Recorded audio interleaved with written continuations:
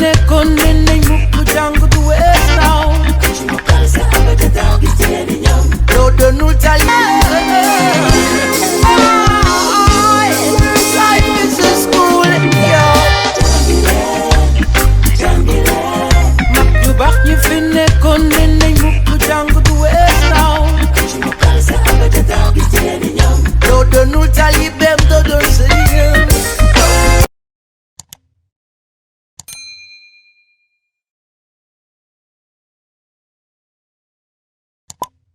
Seconde S.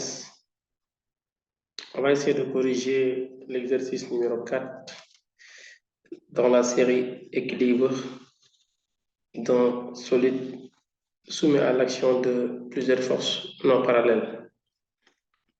Alors, l'exercice 4, on nous dit une sphère de masse M égale 3 kg est maintenue en équilibre sur un plan incliné lisse d'un angle alpha égale 30 degrés par rapport à l'horizontale. Par l'intermédiaire d'un fil, comme le montre la figure ci-contre, Première question, il dit faire l'inventaire des forces qui s'exercent sur la sphère et les représenter. Deuxième question, déterminer les expressions littérales des intensités de la tension T du fil et de la réaction R du plan en fonction de M, G et alpha. Troisième question, faire les applications numériques. Voilà l'exercice. On va essayer de passer à la correction. Pour la première question, on nous demande de représenter les forces, plutôt de faire l'inventaire des forces.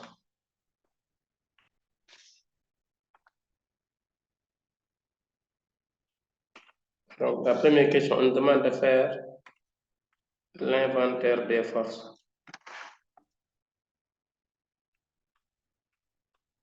On m'a dit faire le bilan des forces.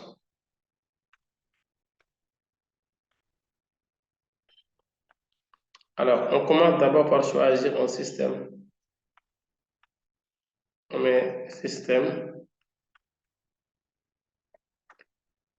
c'est la sphère.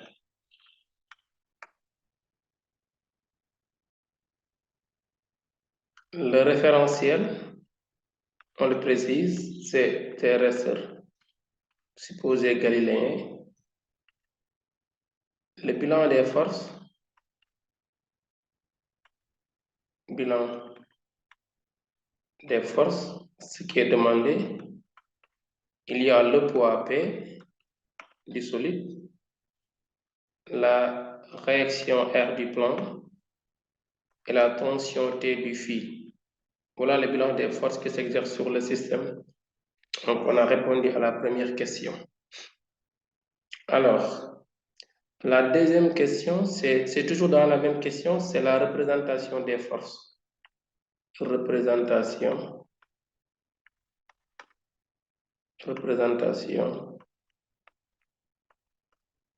des forces. On met voir figure. Alors, pour les forces ici, on va essayer de les représenter. On avait dit qu'il y a le poids P qui est une force toujours verticale dirigée vers le bas. C'est ça le poids P. On va après continuer la représentation.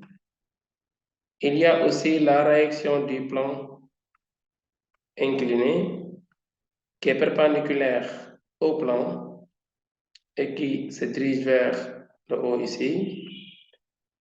Il y a ensuite la tension du fil qui est là. Le fil est là. Donc la tension du fil, ça commence par le point de contact entre l'objet, le solide et le fil, et il se dirige vers la direction du fil, donc vers le fil. Ça, c'est la tension du fil. Là, c'est la réaction R du plan. Et cette force-là, c'est le poids P de l'objet. Voilà le bilan des forces qui s'exercent sur le solide. Donc là, c'est le centre de gravité. Donc, on a maintenant répondu à la première question. Pour la deuxième question, on nous dit, petit 2, donnez les expressions littérales des intensités de la tension du fil et de la réaction R du plan.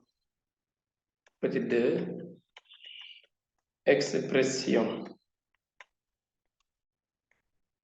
de T et R. Il demande de le faire en fonction de la masse de G et de alpha.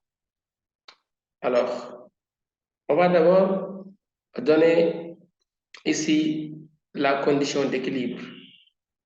Donc, on donne la condition d'équilibre. Ici, à l'équilibre.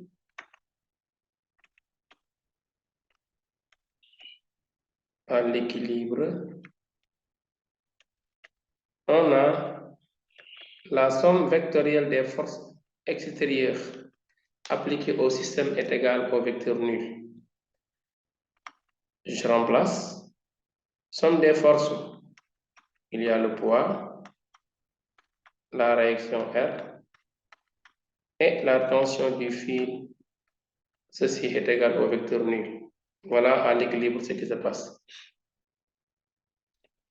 Cette relation vectorielle se traduit en relation de composantes.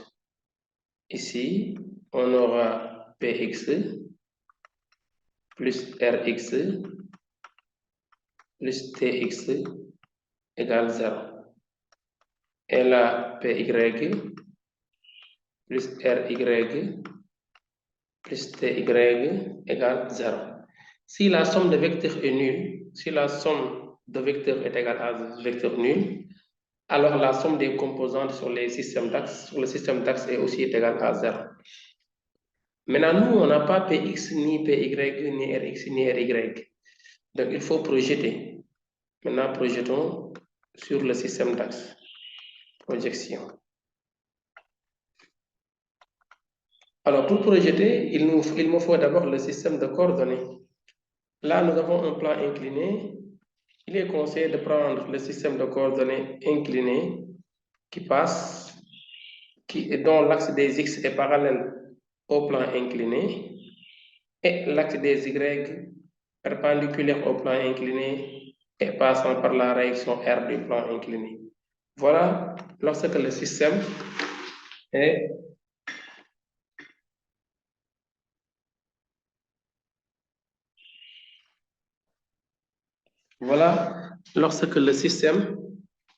lorsque le plan est incliné, comment on choisit le système d'axe. Donc voilà l'axe des x et l'axe des y. Donc là c'est y, en bas c'est y', là c'est x, et en haut on a x'. Donc l'axe passe par le centre de gravité, évidemment. Les forces aussi sont tous reliées au centre de gravité pour des problèmes de projection. Voilà. Alors, maintenant on va projeter.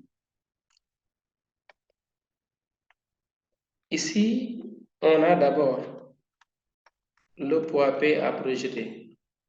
Le poids P, ses composantes sont Px égale et Py égale. Pour Px, on regarde la projection, on prend l'extrémité du vecteur, ce qui est là, on trace perpendiculairement vers l'axe des x. C'est pour trouver la composante Px qui est là. Ça, la composante Px. Donc cette longueur-là, la longueur de projection, ça représente la composante Px qui est là. Mais cette longueur de projection, pour trouver sa valeur, on va travailler dans le triangle formé par l'origine, l'extrémité du vecteur et le point de la projection. Mais dans ce triangle, on n'a pas un angle qui va nous servir de référence pour calculer. C'est l'angle alpha là qu'il faut voir, comment il se comporte, où est-ce qu'il doit se trouver dans le triangle. L'angle alpha, il est là. Si vous le voyez bien ici, c'est un angle formé par les côtés. Je vais appeler ça ce côté-là petit a et ce côté, je l'appelle petit b. Les côtés qui forment l'angle alpha A et B. Les côtés A et B qui forment l'angle alpha sont perpendiculaires respectivement aux côtés, si vous voulez, la C et D qui forment l'angle que vous voyez ici. L'angle que vous voyez là. Cet angle-là. Cet angle-là qu'on va noter bêta si vous voulez. Je vais colorer ça en bleu pour que ce soit beaucoup plus visible. Cet angle-là en bleu, que j'appelle moi bêta, n'est-ce pas? C'est un angle dont les côtés sont perpendiculaires avec les côtés de alpha. Les côtés de alpha sont A et B. Si vous voyez bien, le côté A, c'est le plan incliné. Il est perpendiculaire avec le côté D, A, perpendiculaire à D. D, c'est l'un des côtés de l'angle bêta. C'est l'axe des Y ici. C'est porté par l'axe des Y. L'axe des Y, il est perpendiculaire au plan incliné. Donc, on va dire que A est perpendiculaire à D. Un des côtés de alpha est perpendiculaire à un des côtés de bêta. La perpendiculaire, c'est ici. L'autre côté de alpha, c'est le plan horizontal qui est là en bas. Il est perpendiculaire au poids P. Parce que P est vertical, le plan horizontal, il est horizontal. Donc, le plan horizontal noté B, il est perpendiculaire au poids P. Donc, P ici, c'est noté C. A et B, ils forment l'angle alpha. D et C, ils forment l'angle bêta. Nous avons deux angles dont les côtés sont perpendiculaires 2 à 2. En mathématiques, de tels angles ont la même mesure. Donc, alpha égale bêta ici.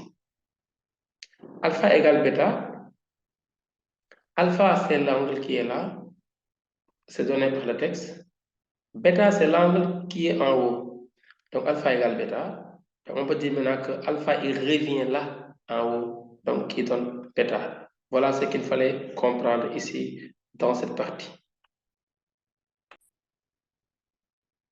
Donc, ici, alpha, il revient là, en haut. Maintenant, si alpha revient en haut, par angle à côté perpendiculaire, donc Px, c'est cette longueur-là qui sépare l'origine et le point de projection.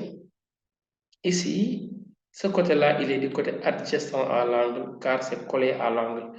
Autrement dit, il est l'un des côtés de l'angle. Donc, c'est adjacent. On aura donc ici Px égale moins P cosinus alpha. Le signe moins, c'est parce que la projection tombe sur le côté négatif Y'. Excusez-moi, ça c'est PY. Excusez-moi. Donc là, c'est l'axe des Y. Donc c'est PY qui est égal à moins P multiplié par cosinus alpha. C'est là. Je projette pour avoir Px, l'axe des X est là. Donc on fait la même chose. Ici, on va projeter sur l'axe des X. L'angle alpha qui était là en haut, en bleu, par angle à côté orthogonal avec le plan incliné, il revient là en bas par angle alterne interne. Parce que cette projection-là, cette droite-là de projection, et celle-là sont orthogonales, sont parallèles, et elles sont coupées par la séquente qui est le poids. Les deux angles sont alternes internes. Alpha, il remonte. Px, ce que nous appelons nous Px, c'est cette longueur-là qu'on appelle Px. Donc voilà Px. Désolé, cette longueur c'était Py et non pas Px, donc il faut changer. C'est Py. Px, il est là en haut parce que l'axe des X est là. Donc Px, il est en face de alpha. Quand c'est en face de alpha, on va utiliser le sinus de alpha et c'est du côté positif. On met donc P multiplié par sin alpha. Voilà les composantes de P. On passe à la tension T du fil. La tension T du fil, c'est une force portée par l'axe des X. Donc, sa composante sur X, c'est moins T, parce que c'est de l'autre côté. X se dirige vers le bas, T se dirige vers le haut, donc c'est moins T. Et TY, c'est égal à 0. En dernier lieu, on a R. Rx égale 0.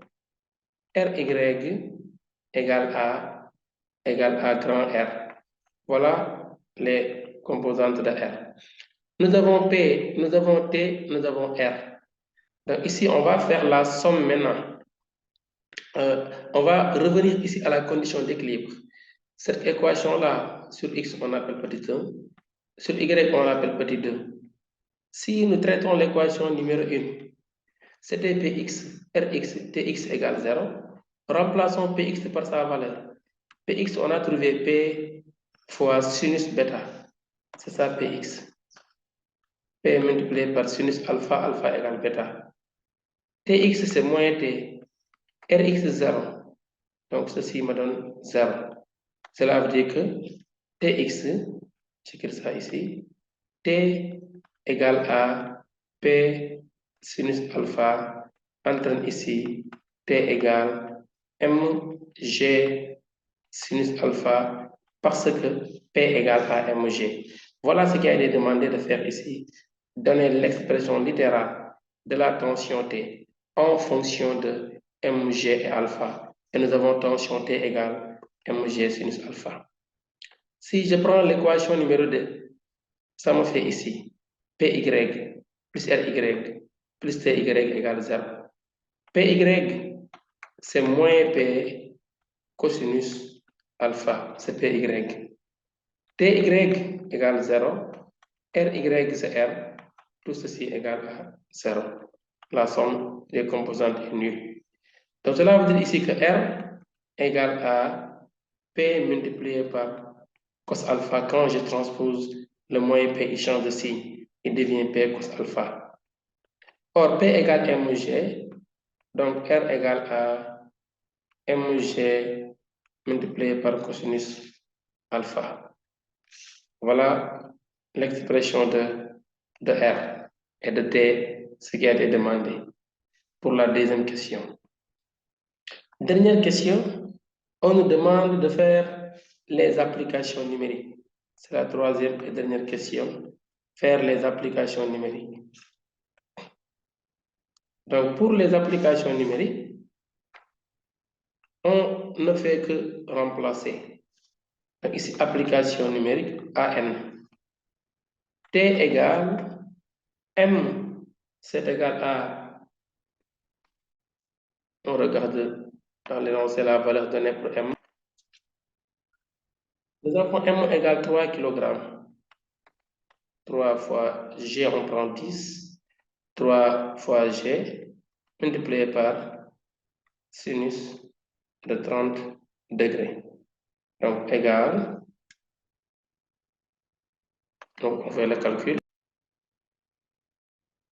Donc, ici, d'après calcul, on a 15 newtons. Voilà l'expression numérique de l'intensité de la tension T du fil. Pour la réaction R aussi, on fait le calcul. R égale M c'est 3 fois 10 multiplié par cosinus 30 degrés égale à, d'après calcul, on a 25,98 newtons. C'est environ égal à 26 newtons.